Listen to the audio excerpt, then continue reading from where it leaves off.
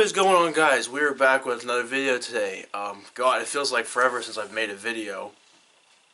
Me and Paul just haven't been doing any hunting lately. I don't think we're gonna do any coyote hunting this year. We just didn't get really into it this year with just because of deer season and stuff like that. So we're not gonna be doing any coyote hunting. So now I'm just waiting for it to get a little bit warmer. We'll be hopping right into fishing. This year I'm going to be doing a lot of kayak tournament fishing, so I'm hopefully going to be able to get that on camera this year.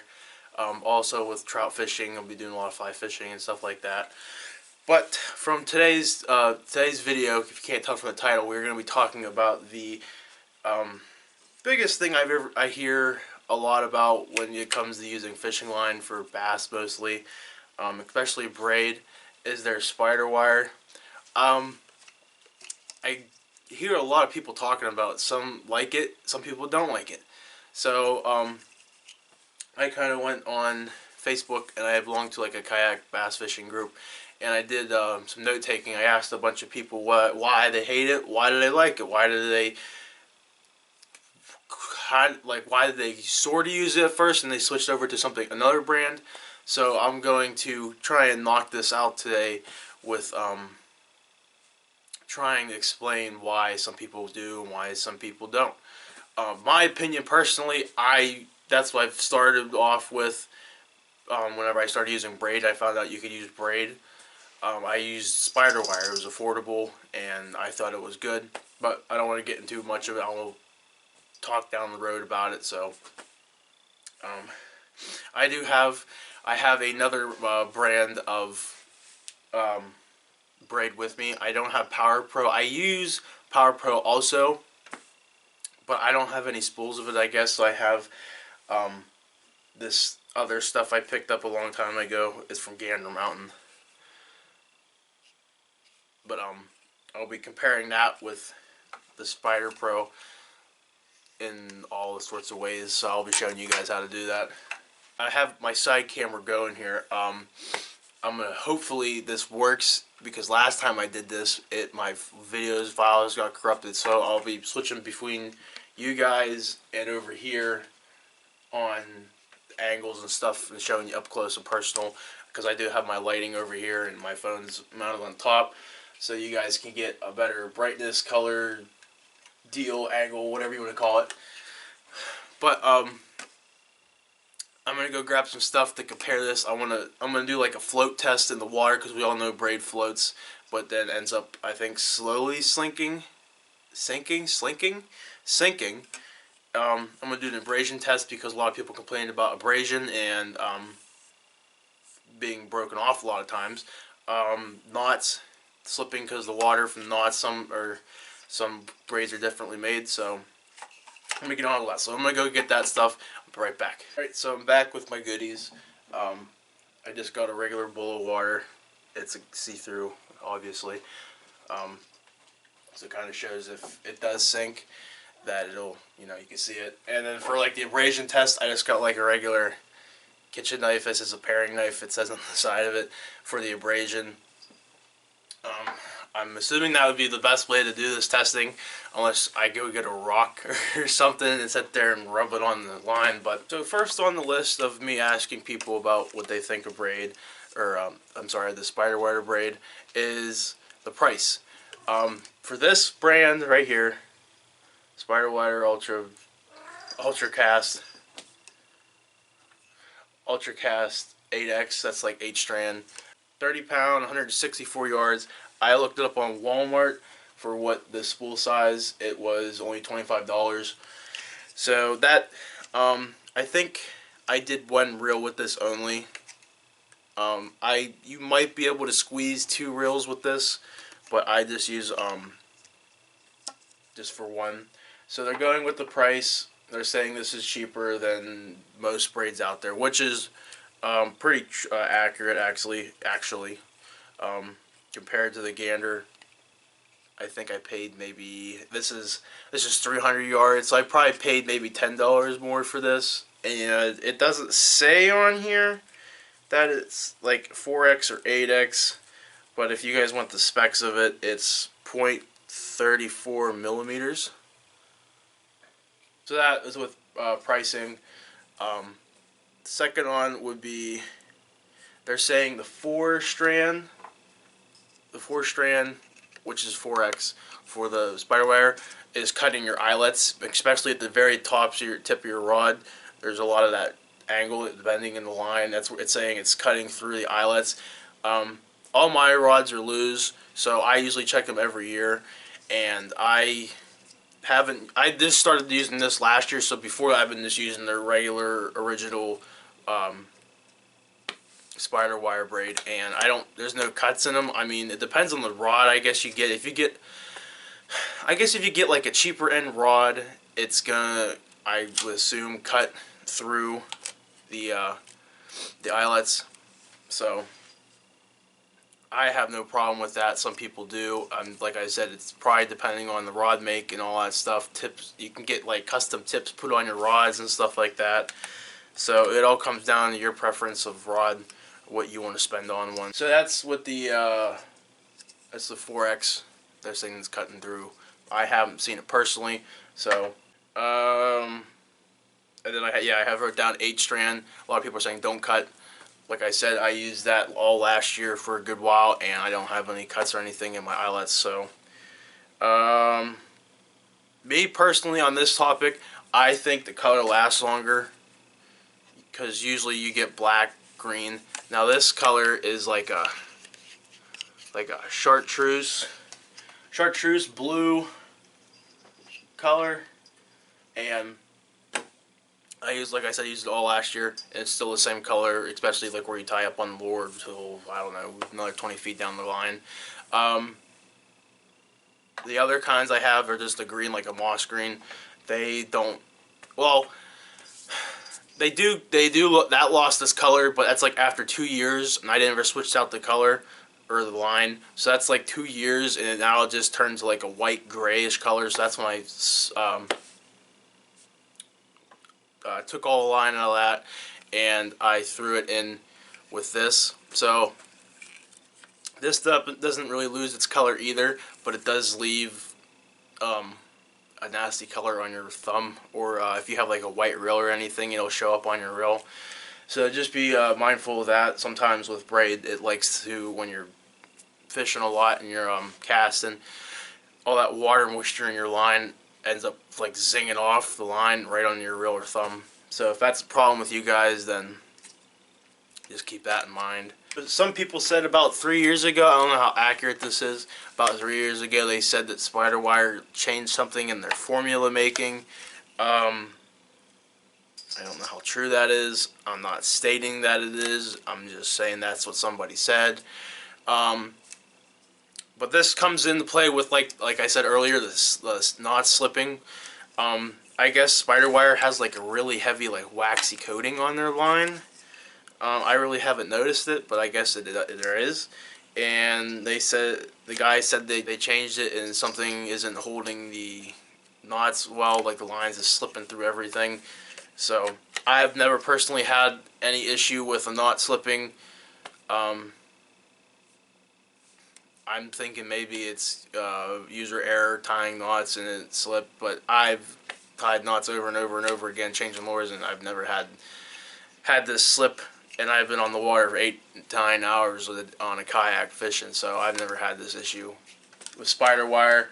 Some people had issues, like I said earlier, breaking off. It's just after abrasion while rubbing on things, docks, rocks, vegetation, that it ends up snapping. Like where I fish, there is enough hydrilla and lily pads to probably fill 3 lakes, and I'm constantly just fishing in that, flipping and stuff, and I've actually got to the point where I've caught a bass and it's wrapped around like the roots of the lily pad, and I thought I snagged something, so I'm above the lily pad with my kayak just pulling, and it wasn't moving. And then I grabbed like the end of my tip of the rod, and you're like trying to like pull up that lily pad, and it ended up being a fish. And I like pulled the whole lily, but it was like cutting through the lily pad. So, and I always checked the line, and there wasn't any like cuts or anything in it. Me with abrasion, I don't think that's a big issue, but like we're gonna do this test here in a little bit here to show you guys the resistance and all that. So I think I covered everything on the list, but there's some stuff I would just want to go over in general. We are going to talk about the abrasion test with the spider wire, and I have a kitchen knife here. And what I'm going to do is probably unspool a bit, hold it with my feet, and then hold it up here so there's tension, so we can talk about this abrasion. So here's a kitchen knife. So let's just say this is hitting a rock or a tree stump. So there, if you guys, I'll get a close-up on the other camera, you can kind of see after that there's some fraying. So that's a couple seconds of this running your knife. Now, I don't see anything really that would jeopardize breaking. I mean, I'm sure after doing it for a couple more seconds there might be something that could pop up.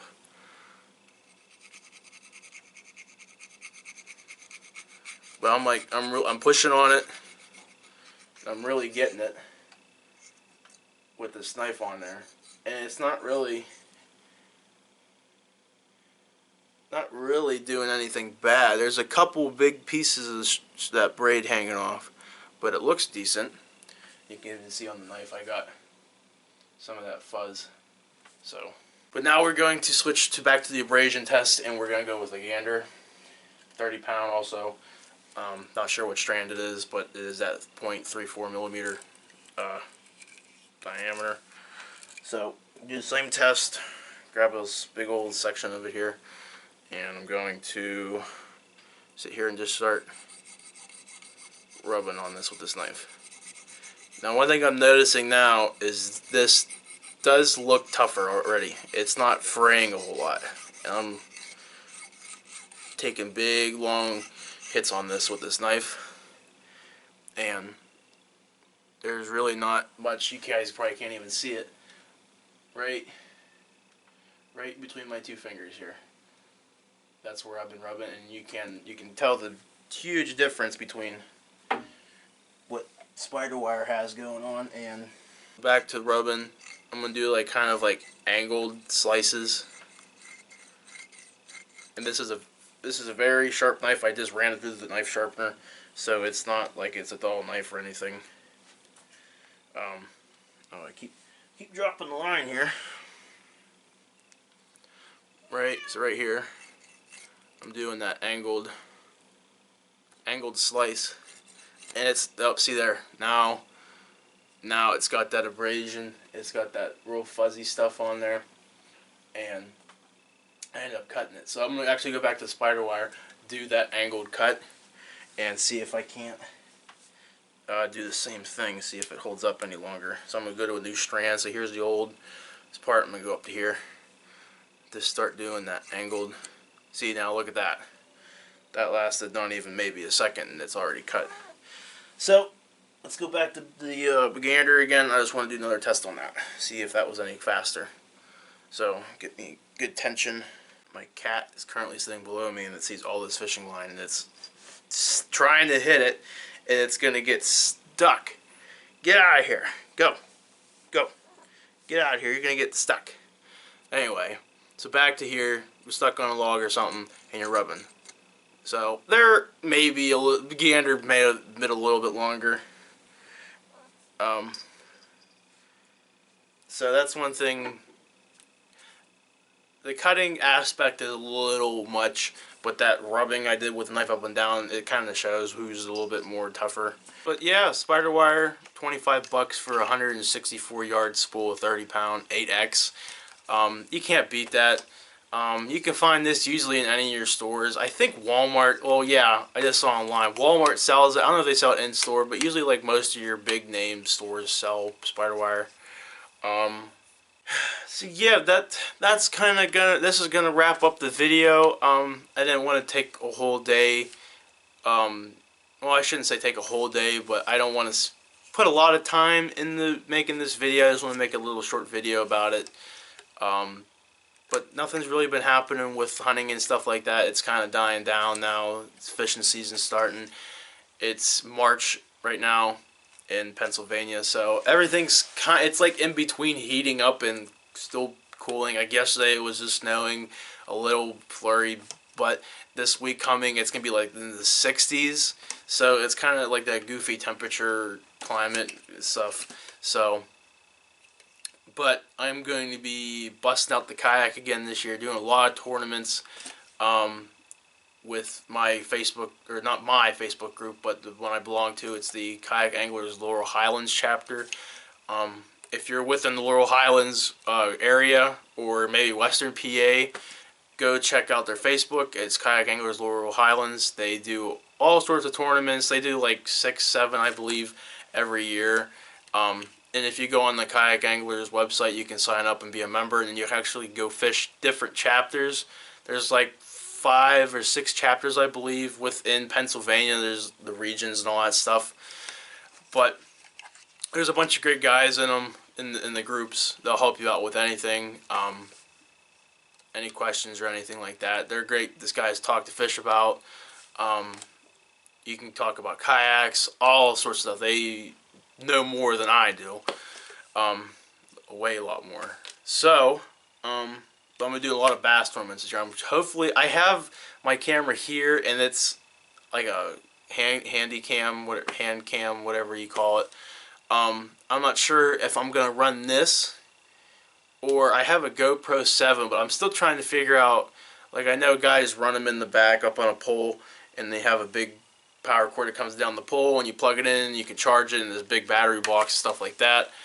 But I'm trying to figure out how accessible that is, because to turn it on, you either use your phone, or you have to turn around, get up there, and turn it on. But I don't want to run it for 8 hours at one time with the GoPro, so I don't know if that's going to hurt the camera at all, or if I'm going to have this mounted in the front, like way up in my front, and then get like a face shot of me fishing, but then I have my pedals in the front, and I don't know if that's going to be a noise interference thing.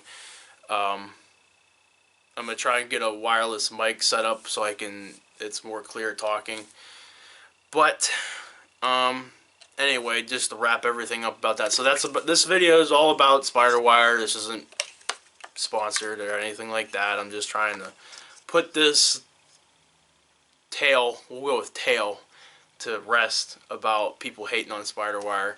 So what I've shown you is what I think of it. I like it personally. I don't have an issue with it. But like I said, I use Power Pro, and I think I even respooled a new reel this year with this. So I think braid is braid. Yes, spider wire may have a little bit of a difference in it, like I said, with the stiffness and stuff like that. But it's all preference. If you can afford what you can afford, get it. For years I used monofilament. I didn't even know about having fluorocarbon or even braid until like the second year of my bass fishing. I found out, I'm like, wow, you can use this stuff, especially like where I fish the thicker stuff. I'm like, makes my life so much easier. So I saw this first, and of course the front looks cool and all that stuff. And it was really affordable. I didn't have a really good job at the time, but now I do, and I can afford higher end braid. But that Power Pro I got on sale for just as much as this was, and it was even a bigger spool of it. So, but yeah, definitely go hit up Spider Wire, check them out, give them a test, give them a try. If you don't like it, then switch. But if you like it and it's working, getting the job done, why not get it? It's cheaper. You save money, you can go buy other fishing stuff. But this is gonna wrap up the video today, guys. I appreciate you guys subscribing. I got like 10 subscribers within the first like 2 months of 2021, which is just blowing my mind. I was just like, oh, this is on a roll a little bit here. I always check the views. I check who likes the comments. I always respond to the comments. It's kind of cool seeing that like almost 4,000 people watched like one of my coyote hunting videos, and I don't even think it's that good of a video. I didn't, get anything, but as far as like test reviewing in the field, that's maybe what people want to see. So, anyway, I appreciate you guys sharing, or not sharing. I appreciate you guys checking out the channel. It means a lot. I enjoy doing this. I know Paul likes to do it. So, it's just something kind of cool to do in the free time. But anyway, like, comment, subscribe to the channel. Why not? You get to see me all the time in them videos, or Paul. I know you like to see Paul in the videos. And we're just doing exclusive outdoor stuff. So, anyway, share it, like it, subscribe, comment, whatever you want to do. Hit that little bell right beside the comment box to notify you that I have come out with a new video. So until next video, keep it exclusive.